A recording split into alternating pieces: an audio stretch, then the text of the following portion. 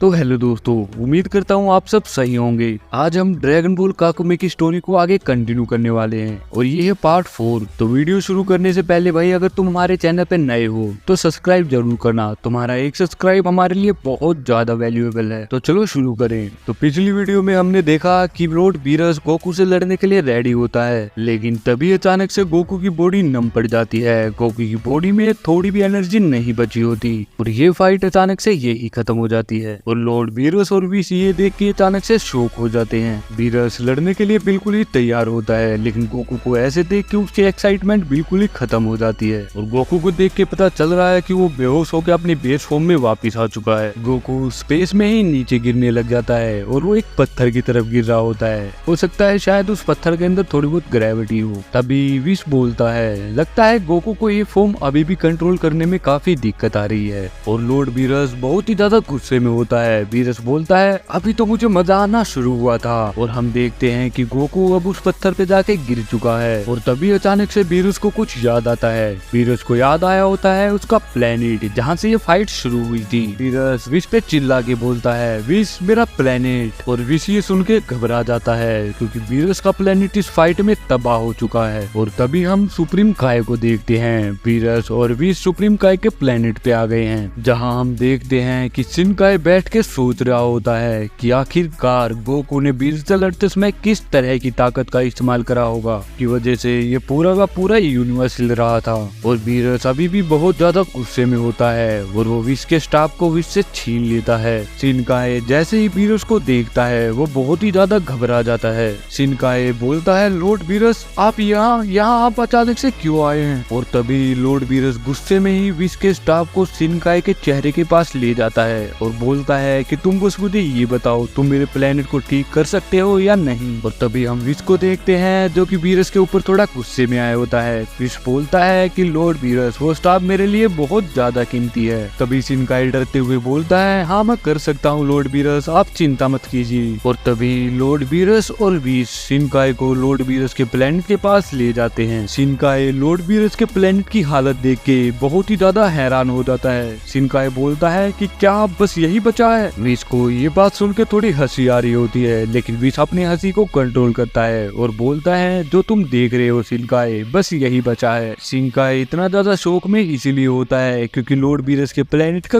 कुछ भी नहीं बचा होता सिवाय एक पत्थर के टुकड़े की, जिसका मतलब है कि बीरस का प्लेनेट पूरी तरह तबाह हो चुका है। तभी शिनकाय बोलता है, लेकिन यहाँ तो कुछ है ही नहीं। लॉर्ड बीरस शिनकाय को गुस्से में बोलता है, तुम क्या कहना चाहते हो शिन? बस मुझे ये मत कहना कि तुम इसे ठीक नहीं कर सकते, ये तुम्हारा काम है। शिनकाय थोड़ा सा नर्वस होता है, वो बोलता है, ऐसा नहीं है, मैं इसे ठीक कर सकता हूँ, बस जितना मैंने सोचा था मुझे उससे ज्यादा समय लगेगा। और आखिरकार बीरस थोड़ा सा शांत होता है। बीरस विश को बोलता है, विश चलो गोकू के पास चलते हैं, कहीं देर हो गई तो तुमने गोकू के चारों तरफ एटमॉस्फेरिक ओरा बनाया है, कहीं वो खत्म ना हो जाए। विश बोलता है, मुझे इतना कम मत समझिए। और ये बोलते ही वो दोनों ही गोकू को लेने चले जाते हैं और फिर हमें ग्रैंड प्रीस्ट का पैलेस दिखाया जाता है, जहाँ ग्रैंड प्रीस्ट काफी सीरियस होकर बैठा होता है। हम देखते हैं कि वहाँ सारे यूनिवर्सिस के एंजल इकट्ठा हो रहे होते हैं। ग्रैंड प्रीस्ट सबको बोलता है कि तुम सबका यहाँ आने के लिए बहुत बहुत शुक्रिया। मैं तुम्हें बताना चाहता था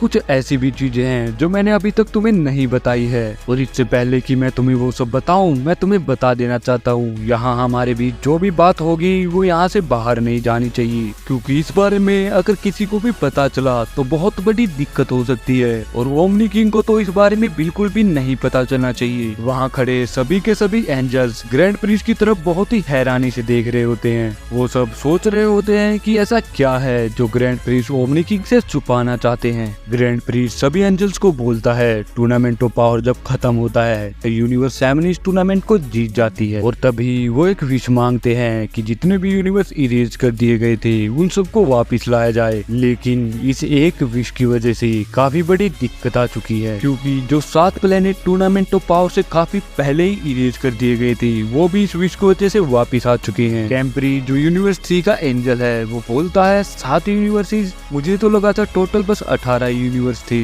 ग्रैंड प्रिंस बोलता है ऐसा नहीं है, मैंने कभी भी तुम्हें पूरी सच्चाई नहीं बताई थी।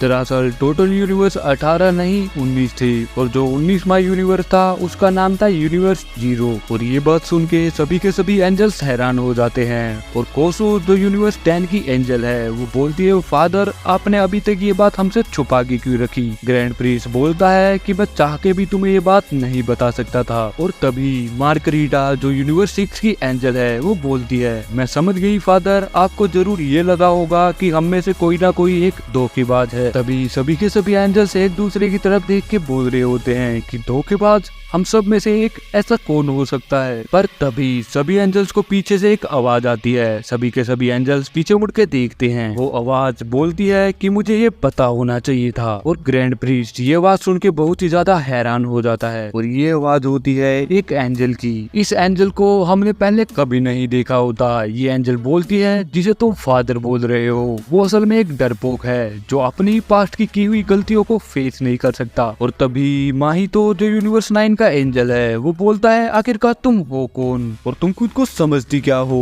वो हमारे फादर है, तुम्हारी हिम्मत कैसे हुई उनके बारे में ऐसा बोलने की। तभी मार्गरीटा माहितो को समझाती है माहितो हम एंजल्स है, हमें हर चीज को शांति से समझना चाहिए, इसीलिए शांत हो जाओ। तभी हम देखते हैं कि वो नई एंजल ग्रैंड प्रिंस की तरफ बढ़ रही होती है। वो सभी को बोलती है कि तुम सभी मेरे सामने झुको, क्या तुम्हें पता नहीं है कि मैं कौन हूँ या तुम सब बेवकूफ हो। मैंने तुम सबको कभी नहीं छोड़ा था, मैं तुम्हें बताती हुई इस बहरूपीय ग्रैंड प्रिंस के बारे में। वहाँ खड़े सभी के सभी एंजल्स बहुत ही कंफ्यूज होते हैं, किसी को भी समझ नहीं आ रहा होता कि आखिरकार यहाँ चल क्या रहा है। पर ग्रैंड प्रिंस जानता है कि वो क्या बोल रही है। पर ग्रैंड प्रिंस अभी भी चुपचाप अपनी जगह पे बैठा होता है। ग्रैंड प्रिंस के चेहरे पर हमें हैरानी के साथ साथ थोड़ा डर भी दिखाई दे रहा होता है। तो आखिरकार ये एंजल है कौन और ग्रैंड प्रिंस इससे इतना घबरा क्यों रहा है, ये हम देखेंगे नेक्स्ट वीडियो में। हमारा चैप्टर 1 यही पे खत्म होता है। नेक्स्ट वीडियो से हम चैप्टर 2 स्टार्ट करेंगे। तो अगर तुम्हें वीडियो पसंद आई हो तो भाई इस चैनल को सब्सक्राइब जरूर करके जाना है, क्योंकि ये वीडियो बनाने में बहुत ज्यादा मेहनत लगती है। और इस वीडियो के डिस्क्रिप्शन में तुम्हें इस मांगा के क्रिएटर्स के अकाउंट की लिंक मिल जाएगी,